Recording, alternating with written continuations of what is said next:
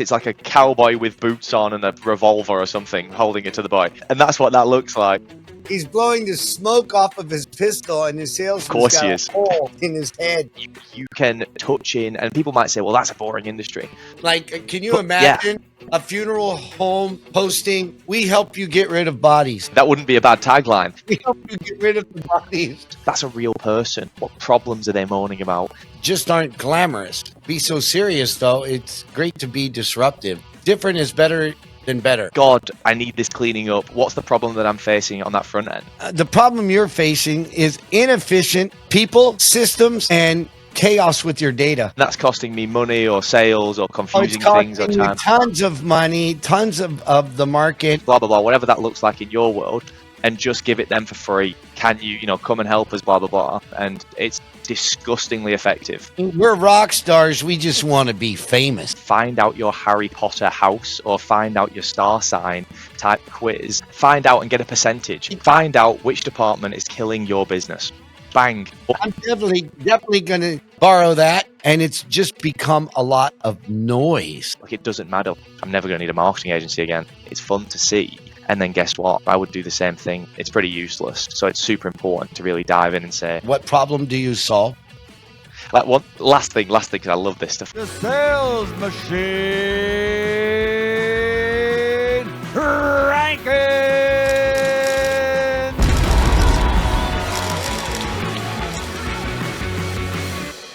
All right, ladies and gentlemen, are you struggling to stand out in a sea of noise? Today's guest, Morgan Ratcliffe, get this. He's got a master's degree in applied finance, but he really realized there's lots of rich people out there, and success leaves clues, which got him and his brother involved in helping brands scale and get noticed. So if you're struggling to get noticed, Morgan Ratcliffe is doing exactly that with his agencies with brands and helping their companies blow up and get noticed by story-driven marketing that actually moves the needle. So if you want to build trust, spark connection, and turn your brand into a magnet for attention, Morgan's your guy. His agencies helped tons of brands that we'll get into talking about and how he's made a difference in each one of them and transformed their companies. Let's welcome him to the show. Well, God, man, it's almost like you're in sales. What a pitch. Well, there is that. So no, I think everyone's in sales. That's why we call it the sales machine. I built software to help companies scale their sales teams, and literally with rewards, recognition, competition, compensation, what drives the world. Nothing in the world moves without sales. And we're all selling. Even getting noticed is about selling. So tell me, how did you get involved and come up with the idea? Because there's a lot of marketers out there that talk about branding, marketing, and most of them are full of shit. And that's a fact. I know, I've hired lots of them. What makes you think we're not, Matt? Yeah. Well, I know I get results for my clients, and that's a big difference. For sure. Right? So I don't sell transactional shit or features. I sell the transformation. And at the end of the day, it's the benefits and where you're going to take people from where they're at to where they want to be. And that's what getting noticed is all about.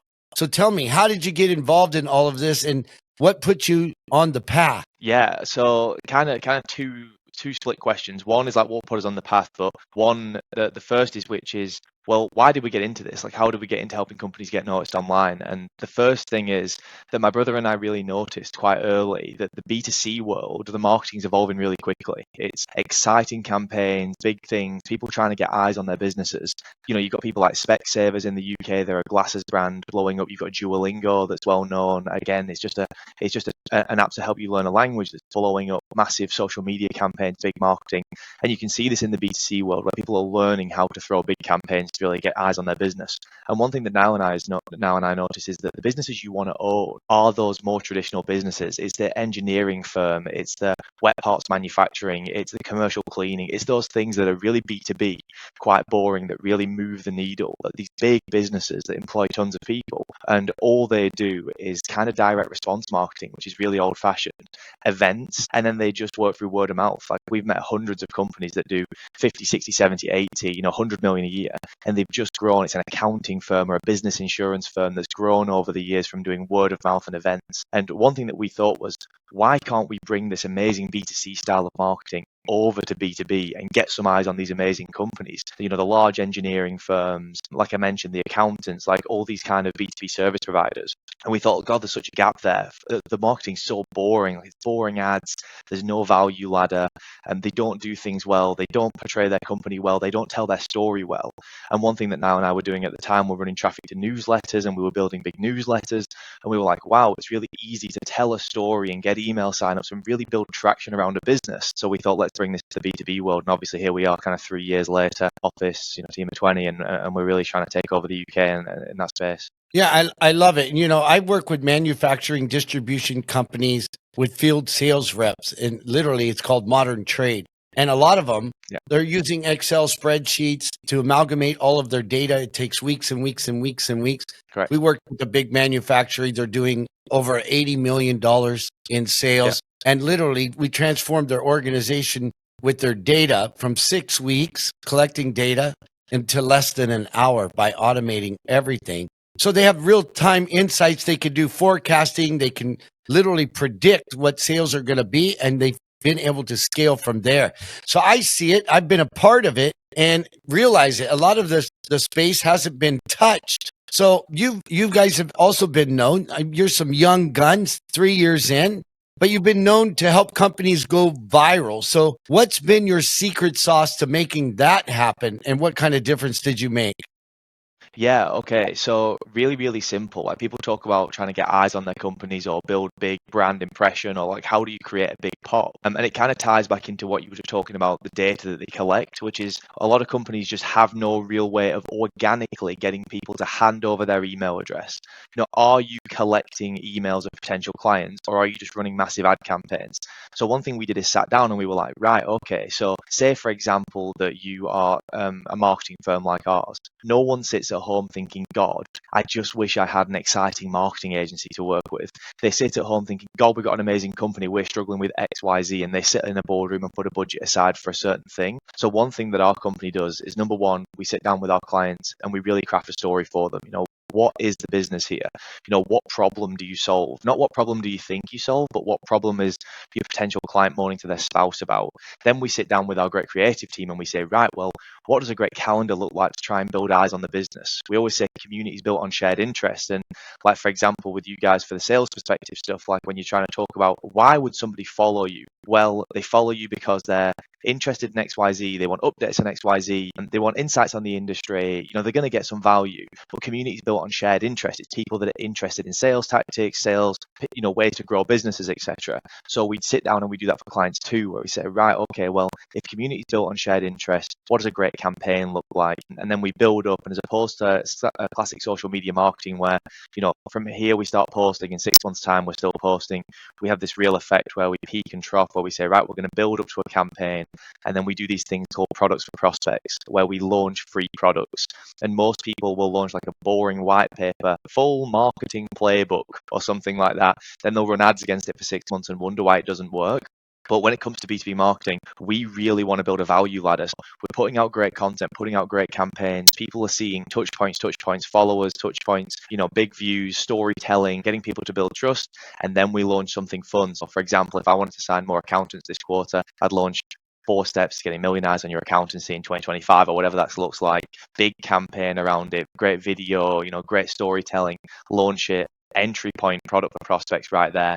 And then we build this value ladder to potentially bring in more clients. So the way that we've done it, the way that we send clients viral, the way that we do these things is, number one, those campaigns, and then number two, those amazing entry points, because you can gamify them and make them shareable, and you can make them exciting. That's something that businesses massively miss out on, is kind of making those freebies, real freebies that people want. Yeah, and it's not just views, but it's also the interaction, right? So how important is interaction with all of your campaigns? Oh, it's essential. I mean, views is one thing. So people get social media wrong kind of in 2 ways. One is that they think, well, let me jump on trends with trending sounds, and they have someone in the office doing a dance. That's like swinging for the fences every single time and hoping something goes viral. Then there's the second, which is the community of shared interest, which is how do you build a community of people that are loyal and want to interact with you, and that's shown through interaction. So there's a massive difference between our company put out a piece of content, that content went viral, it was a TikTok video,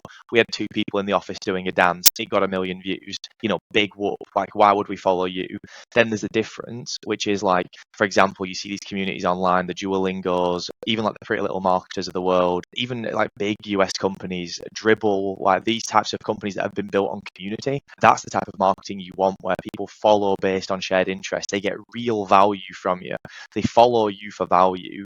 It's either value or entertainment. And then obviously when you start to bring products out or product prospects or entry points or webinars or, whatever your sales team needs as in terms of a funnel, you should be able to really have a trusted audience. And we see creators doing this all over the world.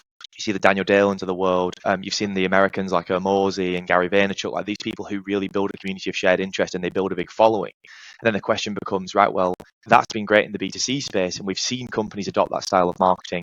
We just have never seen it in the B2B space. The manufacturing firms, even just like, for example, telecoms providers, like anything that's going to be a great entry point. My brother and I talk about business insurance all the time, and we say, well, we have a business insurance that we pay for, it's 400 quid a month or whatever it is, and we never debate that expense. I don't even know the company. I have no reason that I bought from them, no connection to them.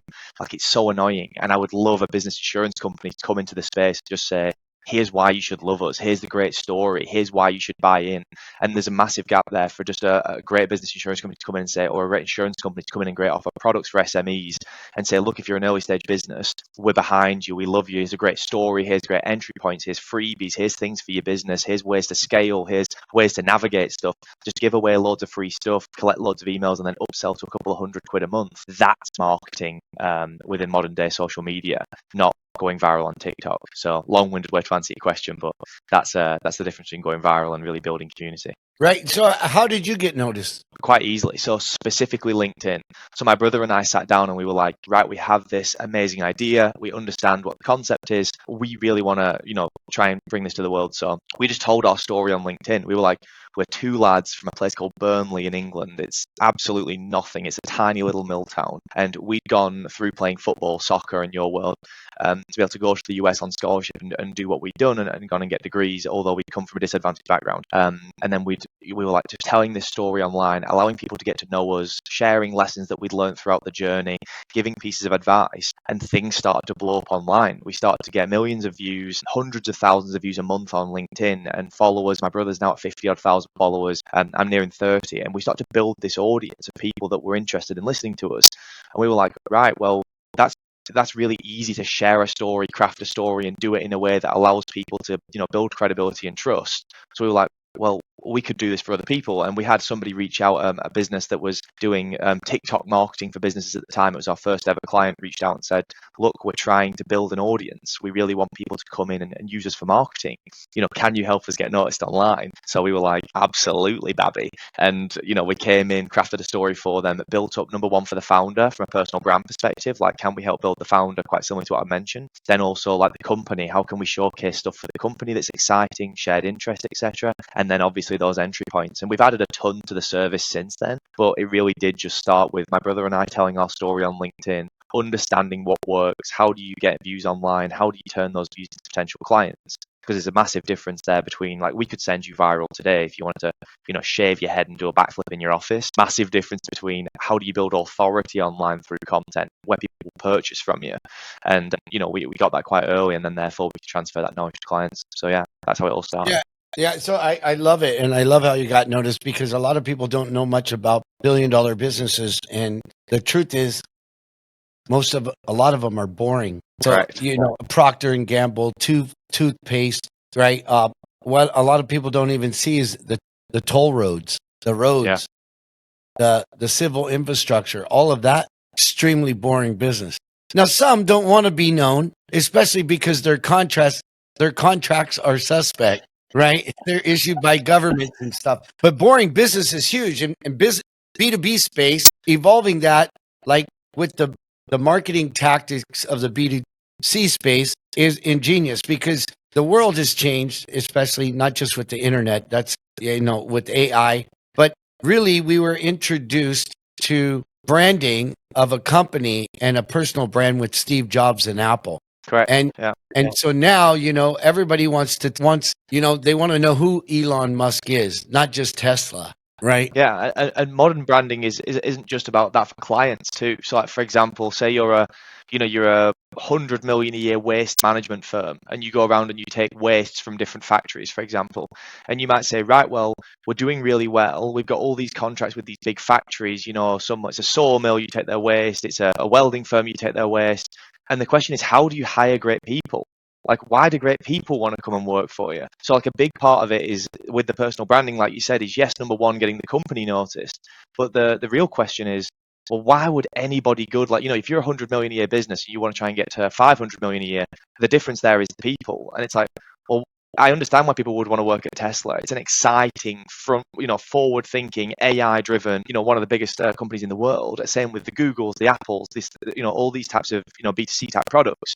The question is, why would anybody go and work for a wet parts manufacturing firm or waste management firm? And the answer is just well-crafted storytelling. Like, you can create entry points for amazing people to want to enter and work for a business just from perception. What they actually do is they pay $1 million a month to recruiters who try and poach people off other businesses, and obviously that's a recruitment standpoint. But it's the same thing with acquiring business. It's the same thing with acquisitions. If they want to grow through acquisition, well, nobody knows you exist. How do they know that you're even looking to acquire? And there's all you want to raise more money. How do people get excited behind the brand? You want to raise valuation, well, you've got no brand. And like, all these different touch points come into, like, they all lead back to one road, which is, well, do you have an amazing story? Are you telling that well? What are those channels? What are your average brand impressions? How do people know your business? What's your entry points? Like, this all comes back to that personal brand thing. So yeah, it's not just perception. It's actually real kind of world impact, valuation, talent, all those things, sales. It's also so important. Yeah. Well, and so based on the clients that you've worked with, and you say most of them are B2B and a lot of them are boring business, right? What are most of them getting wrong? Okay, so a couple of things they get wrong initially is, number one, they think because they've got a great business, that means that they should get clients. So people will think, for example, they're an accountancy, and they think because they've been an accountancy for 15 years, that means that they basically deserve to get more business. But they rely on, number one, SEO, which is great, but good luck competing in the accountancy space or in the marketing space to be ranked top of Google. So relying on traditional marketing tactics like that is a big issue. Same with events. Like, they go to 6 big events a year and they rely on acquiring clients from those events. And if they don't, they miss targets. And it's like, right, well, that's a big issue where it's like, we're leaving all of our yearly sales basically on these really traditional marketing tactics, and we're just not staying at the forefront of what's possible. So that's an initial issue. The second is that they don't convey message well because they've never marketed online. So for example, they might say, we are an amazing accountancy that can help you save on your taxes. Nobody cares about your business. That's why, like I said earlier, like, nobody thinks, God, I wish I had an amazing marketing company to work with. That's why we are where companies go to get noticed, because you can pay us to get noticed online. It's an outcome that you can have budget for, that you will pay us for. So these initial two pieces, which is the messaging, the positioning, they don't understand it because they've never marketed online. And the next piece is relying on traditional avenues of revenue. So then once they take off those boxes, then it's just strategy. So a lot of those companies overlook socials and they think, well, let's get an intern in, or let's hire a social media person, and they pay them 20 or 30,000 a year, and they just leave them as a one-man band and say, good luck. And that person puts out crappy graphics and doesn't really have any strategy. Whereas we sit down with our businesses that we work with and we say, right, well, over the next 30, 60, 90 days, what are we trying to achieve? Like, what's the look here? Who are we trying to target? What do those people, what problem do those people have? How can we clearly distribute the solution and show that you guys understand the solution? What story have you got? Can we craft the story? Can we put that on video? So it's so important. Those kind of three areas they'll get wrong. It's that relying on traditional ways of acquiring clients, the messaging, the positioning, the way they show up on socials, and then the actual strategy to turn socials into pipeline, which people just don't understand if they've not been doing it for years like we have. We've serviced 100 clients at this point in different industries, and you realize, well, there's a massive difference between me running your socials and me turning socials into pipeline, and being able to craft that is so important. So yeah, there's a ton of stuff they get wrong, but those are the main ones. Yeah. And so what do you believe is your ultimate success formula for getting people noticed? And, if someone was out there and they're saying, I'd love to try out the formula. Maybe I don't know how to blow it up. Maybe I don't know how to, scale it up. But what would you say would be the first 1, 2, or 3 steps that people need to take? Yeah, perfect. Okay, so if somebody wanted 3 steps to get noticed online, or B2B business, a boring business, or any business really, was like, right, well, how do I attack this? How do I get my company noticed? The first thing you have to answer is why you? Why you and your business? And that is through content marketing. Are you telling your story? Specifically B2B, you don't need to be on the Instagrams, the TikToks. I would really start on LinkedIn. I would say, answer the question, why you? And what problem do you solve? 2 really easy things to do, which you can sit down, you can draw a little circle around you and your business, and you say, why you? Why are you credible? Why would I choose you? What's your journey? Why are you backable? What's your story? And then what problem do you solve? And not what problem do you think you solve? What problem is your prospect moaning to their spouse about? Nobody goes home and goes, God, I wish I had an integrated AI system to reach out to blah, blah, blah. They go, I can't make new business, or I'm struggling with this, or I'm struggling with that. So a real world problem. So through content marketing, I would build a calendar out initially. Why you? What problem do you solve? And I would answer that through at least 3, 4, 5 pieces of content a week. Company, yourself, start to build the brand, get eyes on the business. The next thing is, step 2, I suppose, would be, where do people go to buy from you? Do they have to go from a piece of content, then Google your website, then find the website, then fill out a contact form that leads to an email, and then wait 2 days for a reply? It's ludicrous. Build free entry points that people actually want to go to. So like, for example, if you go on my LinkedIn today, you'll see we've got a free B2B marketing assessment. You can go in there, it takes you a minute, and it'll give you a percentage of how effective your B2B marketing is. We've got a free webinar that we did with Don McGregor, who was Stephen Bartlett's business partner, who built Social Chain here in the UK. Free webinar you can watch for an hour around how to get noticed online. We've also got the State of B2B Marketing, which is a playbook that we put together with 7 of the biggest marketers in the UK. We got them all together to tell their B2B knowledge, and all they require is your email. And the only people that would ever download those resources are businesses that were looking to improve their B2B marketing that we directly sell to. So it's like, you don't have to go on our website and inquire. You can have a free entry point and join our email list. So that's step 1 and 2. It's, have we got eyes on the brand through storytelling, credibility, what problem do you solve? Then do we launch free entry points? And you can do those with an outreach too. So like, for example, once we've launched those entry points, say it's directly targeted towards a B2B marketing assessment, well, now I can go in the DMs and give it hi, we helped an accountancy do X, Y, and Z last year. I'd love to give you something for free. It'll give you an idea of like what percent, how well your B2B marketing is doing right now. Give it away for free in the DMs, give it away for free in content. It gives this amazing entry point. And then number 3, it's, are we then giving people this value ladder on the back end? So we've got the socials ticked off, we've got the entry points ticked off, but people don't understand that nobody goes from seeing a piece of content to buying a 10,000 a month service. It's a ludicrous jump. Like, you have to create this mini value ladder, and I've seen the content, I've seen some exciting bits, I know why I understand what problem you solve. Now you've given me an easy entry point. I've given you my email, I'm excited. Now I'm receiving great communications. You're sending me free 50-minute brand impact assessment calls with your team. You're putting across great stories. You're not just shilling a boring case study to them or pushing them down a sales funnel. It's all value, it's all excitement, it's all giving these people real value in each area of the funnel. And then eventually you give them an option for a next step. So those are the 3. It's this getting noticed on the front end. Are we getting eyes on the brand? Are you telling the story that people know who you are? Number 2, are we giving people entry points that they actually want to go down, not that you think are valuable, but solve a problem that they moan to their spouse about? And then number 3, are we creating a value ladder that gives someone so many steps to the point where they think, why wouldn't I work with these people? And that's the real formula to like, how do we get the company noticed online? How do we convert it into sales? Yeah, and you're talking B2B, so obviously the targeting matters, but ultimately for companies out there with really complex products, how do you simplify a message for these people that are selling recycled manure? Okay, so actually really, really easy. And I think because people are within their business, that they get this wrong because they're just too close to the problem. So an example of this is that we worked with someone, US and London-based company recently, that sell thought leadership to massive brands. They work with like The Economist, and they help launch thought leadership campaigns basically. And I think that their message was something like, keeping brands, through insights at the forefront of potential customers' minds or something, and they go through this really wordy exchange, and then you realize, like, well, that's not what people want. They want an outcome that they sit down for. So we've sat with them and helped them recraft that message. But it all goes back to the same thing that I'm talking about from the marketing perspective, which is no one sits at home and thinks, God, I want an exciting marketing company. So say you were a manure cleaner for industrial farms, for example. So they might say, we are your expert solution to excrement recycling and traction through one of the US's most rated companies. And like, that's their tagline. And you sit down and think, I would take a shot at that and say selling shit that just doesn't stink. Yeah.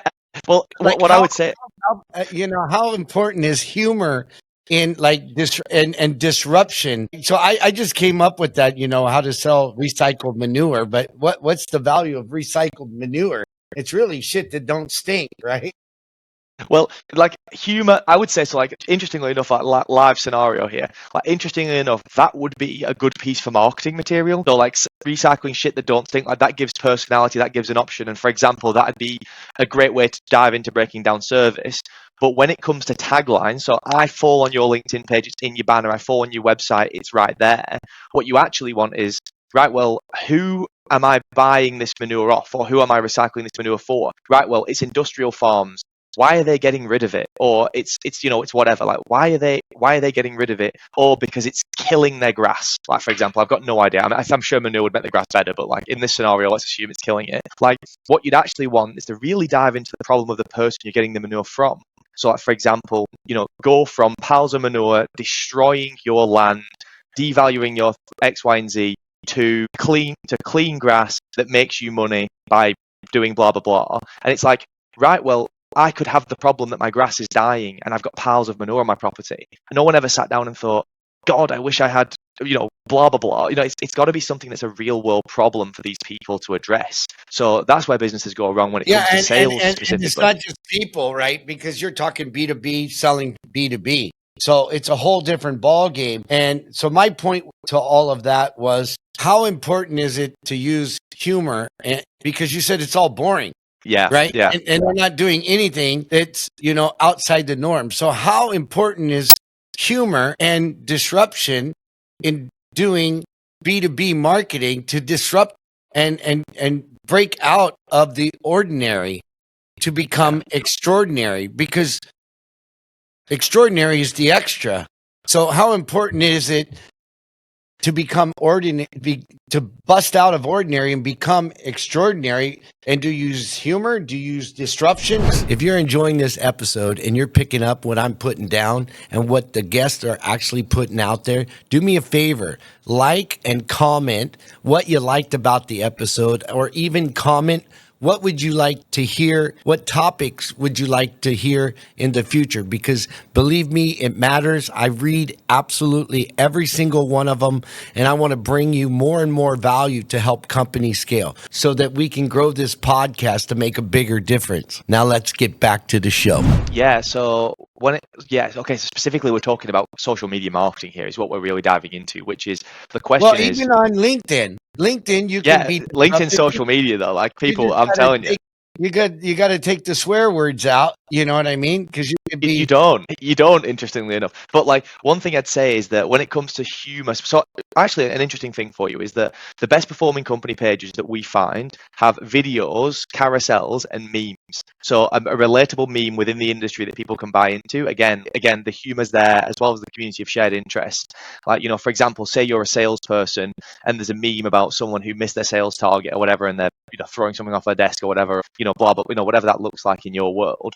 That's easily a relatable and shareable piece of content. Yeah, it looks like me dragging a dead salesperson out of my office, right? Yeah, and you see brands like HubSpot doing this. You didn't hit your quota?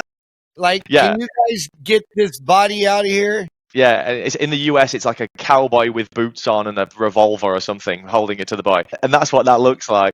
He's blowing the smoke off of his pistol, and his salesman's got a hole in his head. Oh, of course he is, right? Of course he is.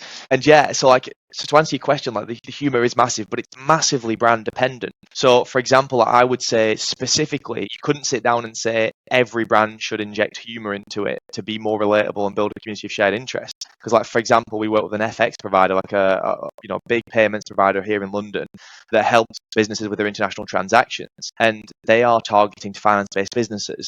And you can touch in, and people might say, well, that's a boring industry. Well, but you can touch on that finance world humor, and you can touch it, but it's just slightly more sophisticated. Yeah, And because some it's less businesses are brash. more serious, right? Like, can you But yeah, imagine a funeral home posting, "We help you get rid of bodies"? well, honestly, that wouldn't be a bad tagline. One thing that I'd say is We that help you like get rid of the bodies. it's one thing people get wrong here is that they think B2B and they think they're selling to businesses. So people think, Oh yeah, oh, that well, it's got to funeral be home more. is B2C, right? Well, no, but either, regardless of the funeral home, like say you were B2B, people think, right, well, if this is B2B, well, then I'm selling to businesses, but you're not. You're selling to people. Like you're actually selling to the head of sales. Like in my case, I'm selling to the VP of marketing or the head of marketing or the head of growth. Those are the people that I'm targeting within companies, and those are real people. So it's B2C. All you have to do is the C specifically, which is just the customer, the end consumer, the person that you're actually targeting is the person within the organization, not the organization itself. So people sit down with their content marketing and think, we want to attract, and let's say it's SaaS brands. We work with SaaS products, so let's say things that SaaS products would want to hear. Well, actually, you're targeting their head of partnerships. That's a real person. What problems are they moaning about? How can we get that person to buy into something or connect with us, etc.? So using the humor is not a bad idea at all, but it's the actual question is within the person, the direct ICP that you're trying to target, what will resonate with them? How do we build a community of shared interest? If that's the head of sales, for example, from you guys' perspective, what does a head of sales look like? What do they look like on LinkedIn? What do they want? What problem are they moaning to their missus or their husband about? What can we give them for free that'll make them think, I have to download this. I have to put my email in this for free. Like it's a no-brainer. So it's less about thinking, oh, we sell to businesses, and it's more thinking on that human level of, well, actually, who is the person that has the initial entry point? Who do they then have to sell to? Or they have to sell to their board of directors? Or what do they want? And how can we, pre-validate that within the sales process, within the marketing process? And I think if more marketing teams thought like that, sales teams would have an easier life because these people come into these funnels organically on their own through their own choice, and they already know the company, understand the problem they solve, and go through some value that we've created for the business, and then we send them to sales teams. So it's like right now you've got a big list of emails of people who've come through this funnel, so this piece of value has to look to you, and it's just such an easy little value ladder entry point. But yeah, it's B2C, but it is B2B, but it's like you're always selling to people, which people forget. Yeah, and it's a great point because at the end of the day, we're all selling to people. Correct. And a lot of businesses just aren't glamorous. So rather than, be so serious though, it's great to be disruptive. Correct. And unlike everybody else. So for me, it's always different is better than better. Yeah, correct. Yeah, it's that red ocean, blue ocean style feel. And like my system has a CRM, it has a learning management system, it has a customer success module. It's got it all in one to really simplify all of the front of the house, right? Your sales, your marketing, your customer success, your customer service. And people were like, okay, well, how do you compare to Salesforce or Zoho or HubSpot? And I'm like, well, quite frankly, they're great address books. They will definitely keep track of your data. They're great. We're just very different. We help you sell and we help you scale with sales, marketing, and customer success because that's what happens in the front of the business. And unlike those guys, we help you drive the revenue. So that's the sales machine. So we're not. And what's your main acquisition point? Do you guys get a lot of business through? Is it paid ads? Is it the podcast? Is it just personal brand in general? Like, where do you guys acquire most of your clients? Currently, it's really a little bit of both. So I believe in O2O, online to offline and offline to online. And we just went to market end of last year and we ran ads and we got literally thousands of leads, but it wasn't our ICP. So we weren't niched down enough. even us, right? And we want to be a boring business because, businesses that start with a B are billion-dollar businesses too. And a lot of them are, but we're pretty excited in the fact that we help companies grow and scale the front of the house. So we've identified a niche for us. And so the outcome for companies is if I clean up my front of house, what's the outcome that I get from getting that done? So say I'm within the sales team, I'm like, God, I need this cleaning up. What's the problem that I'm facing on that front end? Yeah, the problem you're facing is inefficient people, systems, and chaos with your data. That's costing me money or sales or confusing things or time. Tons of money, tons of the market. So like a great example for you guys, like live marketing here. But like, for example, you could just put together a free resource that was like 3 steps to save money, improve your sales team, and increase efficiency within your business, and just put it together as a PDF, a 5-step PDF. You could go into the DMs on LinkedIn, target 100 companies a week that were interested in specifically solving that problem, lowering X, Y, and Z, increasing sales traffic, blah, blah, blah, whatever that looks like in your world, and just give it them for free. And just say, here's a landing page, put your email in, here it is for free. We give this away to businesses all the time. Can you, come and help us, blah, blah, blah. And you'll get hundreds of people putting their email in that resource and then just push them to your sales team. And it's disgustingly effective.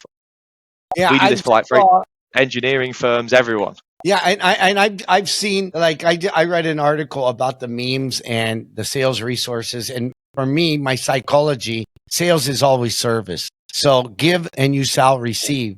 The white papers and the engagement that's really going to grow the business, and hitting on the pain of the manufacturing distribution company that's really cannot hold their team accountable. And so they're losing sales, they're losing market share. That's their pain. And we give them resources to help solve it. And if they want to automate that, well, then we have the sales machine to automate it. So what do we really do? We help companies sell more faster, sustainably. What do we really do? Like, we help companies sell more faster. We don't need to talk about we don't need to talk about the technology. What do? Bang on. We help you sell more faster. So what kind more of efficiently, bigger margin. What kind of companies do you do that for? Well, we help companies like yours in manufacturing and distribution that have modern trade. We help them sell more faster and get more market share. Yeah, absolutely. And I would almost, like, one thing that I would cut out in that would be the we help. Like, I wouldn't talk about you guys at all. I would say go from struggling to do XYZ, an overrun sales team, X, Y, and Z problems, to selling more faster. That's the outcome. It's clean, it's simple. And by the way, we just did this for this business. Here's a quick case study. We think we could do the same for you. Here's something for free. We'd love to help you. And it's an absolute no-brainer. Like, say, for example, you took a manufacturing firm or whatever you just mentioned from A to B, and now they're selling double the amount they were a month. All you have to do is then go on LinkedIn Sales Navigator, find a list of 500 manufacturing firms that are the same size, and say, hi, we did X, Y, and Z for this manufacturing firm. We think we could do the same for you.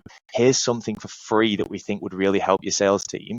Let me know what you think of it, X, Y, Z. And then all they do is put their email in, they go through to your pipeline, and it's such an easy thing to do. That being said, obviously the personal brand piece is important. They've got to be able to go on the LinkedIn, see content, build trust, blah, blah, blah. But that no-brainer feel. Yeah, and we're not looking for money. We're rock stars. We just want to be famous. Yeah. By the way, we just want to give you this for free. We think we could help you. We'd love to give this for you for free. You collect their email into your system, and at that point they think, God, what an amazing company. They're giving us value. They go through the resource, they look at it, they implement some steps, they work, and then next time they think about improving their sales team, you're the only thing they think of. You're the only place they go to.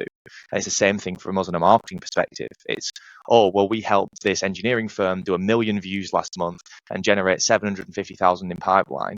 To another engineering firm, we think we could do the exact same for you. Here's something for free that we think would really help your marketing team if you're looking to implement some changes. Let us know if you need any help. Bang. Yeah, I love See you later. We are doing a lot of that, and it's really making a difference. So we say stuff like, you want an unfair advantage over your competitors? Check this out. This is what we did with the number 2 cola or the number 3 cola, and we made them number 2 in this market. Is that pretty cool? Yeah, very cool.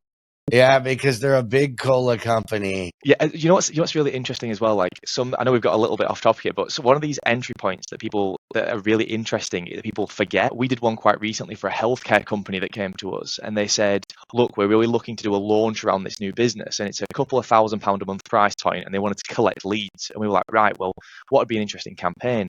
And we stole the idea from like this "find out your Harry Potter house" or "find out your star sign" type quiz, and we built a quiz that was find out your biological age, like go through X, Y, and Z to find out, say, and then we put a case study of a guy who was 35, he went through this program, found out that his biological age was 40, and he found out there was a gap between he was aging faster than he should be.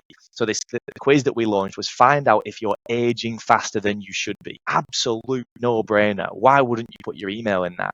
And like, if you can gamify an entry point for your business, it's just money in the bank. So like, for example, for you guys specifically, it could be like, find out how many of your sales team you should fire, or like find out what big company your sales team compares to, and they find out if their sales team is effective as Apple or whatever. Maybe it's like find out, what, I don't know, name something that their sales team would want to be, or like would want to find out. For example, you target specifically at salespeople. Oh, yeah, you can so pick out the top 5 in the industry leaders and say, see how your salespeople add up Yeah. to the best in the industry. Yeah, find out and get a percentage, and then when they go through the quiz, and then after the quiz, we'll tell you where you rank, and we'll give you the best practices. well, we have a system that does this automatically. So, for example, if you go on my LinkedIn, I'd highly recommend it. We have a B2B marketing assessment, and you go through it, you answer 11 questions, and it gives you a percentage out of 100 of how effective your B2B marketing is. It then gives you advice based on the questions you answered. So it automatically gives you advice like, you answered this wrong, you answered this wrong, you answered this wrong.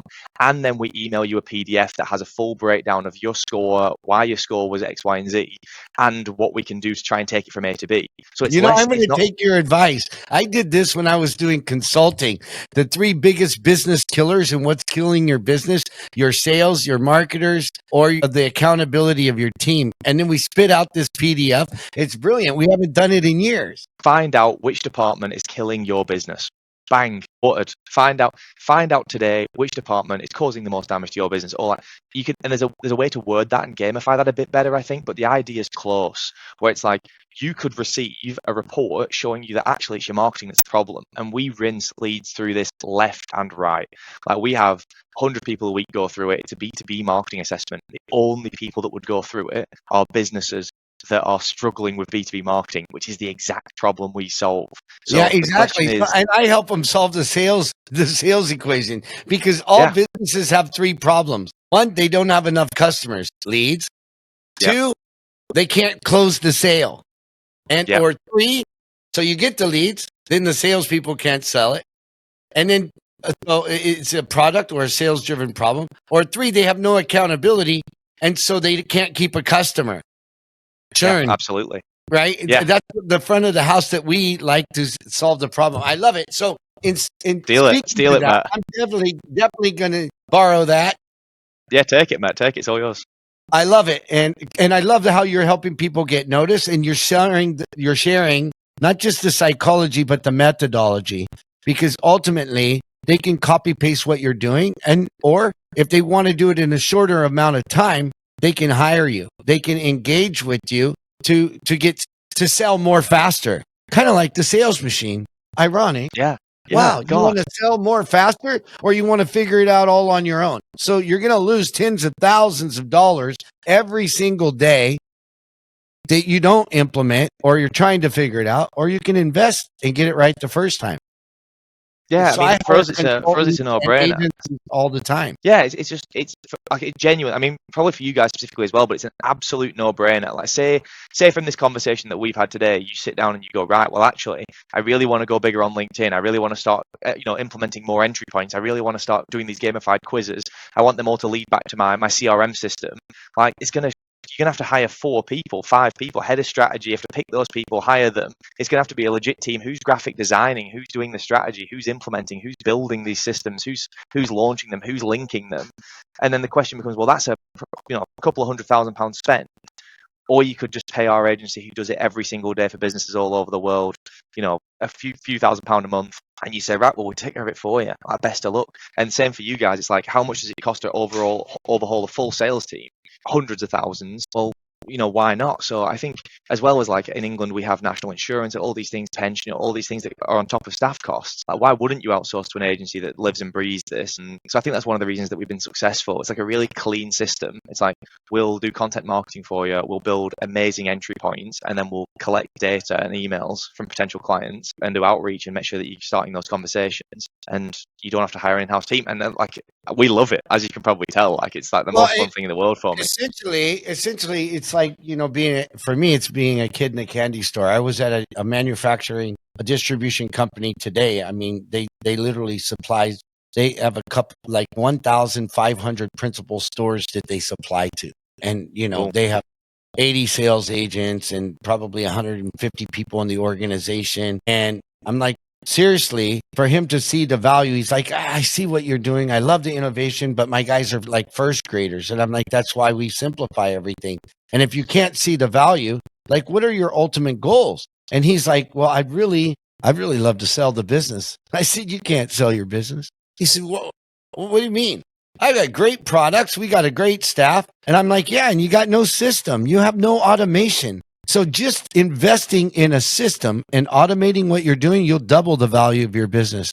Now you see the value of having a system and automation. Yeah, we use the same like sale piece, whereas like there's a brand in the US, a gaming company, that was offered 53 million or 54 million to sell, and it was actually Tickle, but they rebranded to Tickle about 3 months later. They didn't sell, rebranded to Tickle, and they got offered 104 million for the same revenue about 6 months later, based on the rebrand, because it was a clean name that people could get behind. And it's the same feel for us, where it's like, brand is, especially when it comes to valuation, if you're looking to exit, like, we have businesses come to us all the time that say, we've got a great business, we're a telecoms business, X, Y, and Z, we're shopping around buyers, but we've got no brand and presence. We want to go to the negotiation table with brand behind us. Like our business, for example, like noticed, where companies go to get noticed. Like, if we were just Morgan's marketing agency, the value radically drops. But actually, we own the word noticed basically for every marketing function.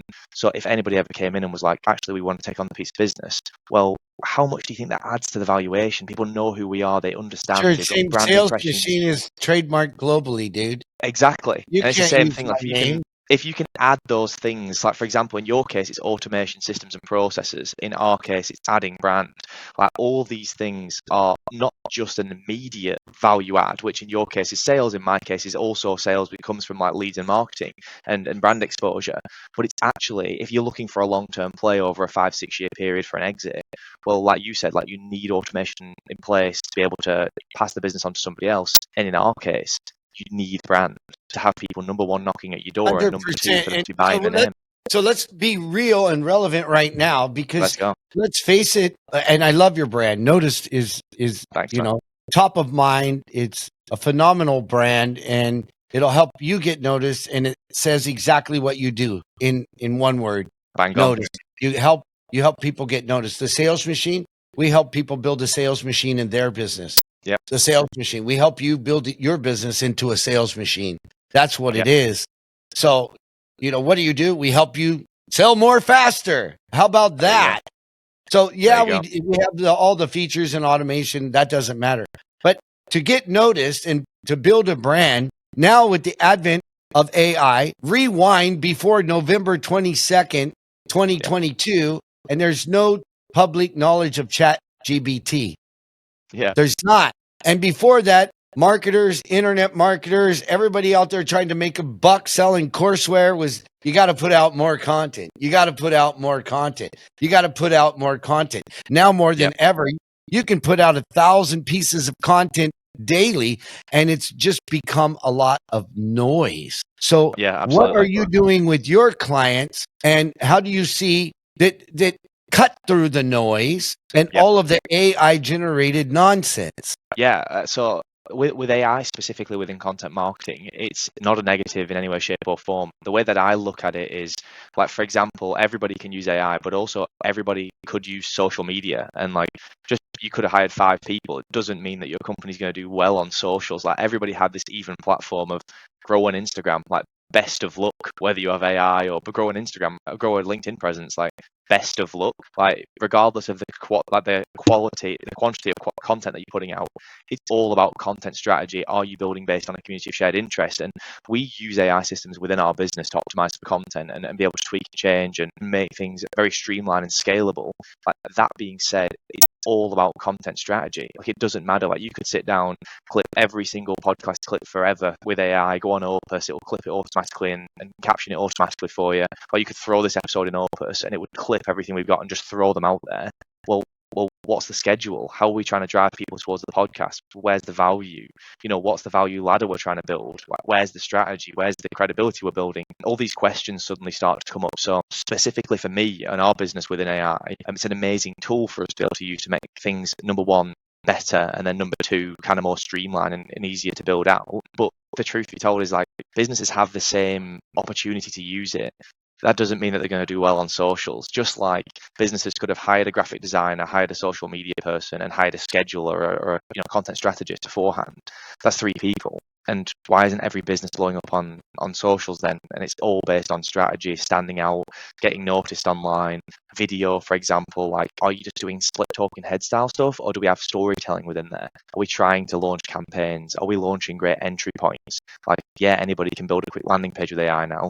Well, is it optimized for the iPhone? Are we looking towards how we're going to convert? Like, is this done well? There's a million questions to ask, and none of them lead to, I can just automate my social media away and grow to 100,000 followers. Otherwise, I'd have 100,000 subscribers on YouTube right now, and AI would be running my YouTube for me. So it's a tool that marketing companies like myself can use when we already understand strategy to really build. That being said, if you're a wet parts manufacturing firm and you're looking at AI and thinking, God, I'm never going to need a marketing agency again, best of luck to you. Like, sit down, deal with content strategy, think about that community of shared interest. Gives you a real good opportunity to look at, like, say, for example, I was trying to sell to salespeople. I would just build an audience of salespeople. If I was going to build a sales tool now, I would sit down and be like, how can I get 100,000 people following a sales page? The Ad Professor, that is run by George Mack. I'm not sure whether you're familiar with it, but he's built an Instagram and a Twitter and a LinkedIn page called The Ad Professor. And all he does is recreate amazing ads and does amazing ads. And it's got hundreds of thousands of followers on there now, and it pumps towards their agency. And George Mack's killing it now. But all he did was build an audience of people who love ads. And then the question becomes, well, if you want to see ads daily, you should follow the Ad Professor. Like, it's an amazing account. He creates amazing ads on there. It's fun to see. And then guess what? Like, he does millions in sales on ads now. So I would do the same thing. We have friends, Jack Frimston from We Have a Meeting here in the UK. He does a live cold calling on Wednesdays where him and his business partner go on and cold call people live. And hundreds and thousands of people jump on it every single time and giving away free sales training, free sales knowledge, because it's great to see. It's fun. It's exciting to jump on and watch someone cold call. And they do it in a fun way, like they'll cold call a kebab shop or whatever. And you know what I mean? Like, there's humor to it too. But like, that's what I would be trying to do, like, build that community of shared interests. AI is a long way of answering your question, but AI is an amazing tool for us to use, graphic design, content writing, all that stuff. But without sitting down and saying, like, what's the 6 to 9 months or 12-month strategy? What we're trying to achieve? What's the content calendar going to look like in a way to achieve it? It's pretty useless. So it's super important to really dive in and say, yeah. So it still goes back to the fundamentals in your secret formula. What problem do you solve? What is the messaging and story you're telling? And then community on shared interest. And are you talking to the right market? Like, at the end of the day. So, and it's go on. No, go ahead. Like, one last thing, because I love this stuff on the community shared interest piece, is that people forget that nobody cares about you. So, like, one person that's going viral at the moment. I train every sales team like that. The first thing I do when I walk into a room is write on the board, nobody cares. Yeah. And they're blown away. They're like, what are you trying to say? Yeah, nobody cares about you. Nobody cares about your brand. Nobody cares about how long your company's been in business. Nobody cares. Literally nobody cared ever. Like, nobody ever cared. And like, one person that's blowing up in the UK at the moment is this girl who she built a TikTok, and she walks the streets of Brighton. It's a town in the UK, and she just gives the history of the street she's walking on. So all she does is walk down a street, gives the history of the street, what used to be there, X, Y, and Z. And then the next day, guess what? She walks down another bloody street. And guess what she does the day after? She walks down another bloody street. And all she does is walk down the street and give the history of each street she's walking on in Brighton. And it's absolutely blowing up. And what that does is really highlight nobody cares about her. They just care about the value she's giving. Another good example is that guy who ran across Africa day one of running the whole length of Africa. Like, there's nothing to do with him. It's to do with the hook and the story. And people forget this within a business, that like they start going, we are an amazing this, or we done this today, or we have just done our team event. Why would anybody follow that? Whereas if a salesperson, if a sales business sat down today and said one of calling a kebab shop until we signed $10,000 in sales from one, and they just called every kebab shop in the world until they sold 10,000 sales, people would follow that account. And that might not be the best strategy for a sales business, but like the concept there is nobody cares about you. They care about what you can do for them, and they care about the value you provide to them. And like I said, that girl who walks the streets of Brighton is a great example, where it's actually, why are you following her? Not for her, it's for the history and the street that she's walking on, specifically within that area. And it should be the same thing within content and socials. It's nobody's following you because they care about you. They're following you because of what you're doing in that moment within that piece of marketing. So a great way to reframe it and think, how do you build a community of shared interest? You do something people actually want to follow. So there's a little tangent for you. Yeah, no, good. And it's all about not just getting noticed, but staying noticed and staying relevant. So, I love what you do. I wish you all of the best and success. I love what you're doing. People, if you want to get noticed, reach out to Morgan and notice so that he can help you scale your business. I mean, at the end of the day, we all have blind spots, everybody. And if your marketing's not working, then you need to do something differently. And Morgan and his team will help you do that. Thanks so much for being on the show, Morgan. I look forward to collaborating and working together in the future. Let's go, man. Let's go. Thanks for having me. Hey, thanks. That's a wrap, folks. Thanks for joining me today. And if you got value from this episode, do me a favor, like, subscribe, and refer a friend. And if you want even more value, go to thesalesmachine.com, click on resources, and there's tons of resources there to increase profits and drive performance in your business. Right on, come on.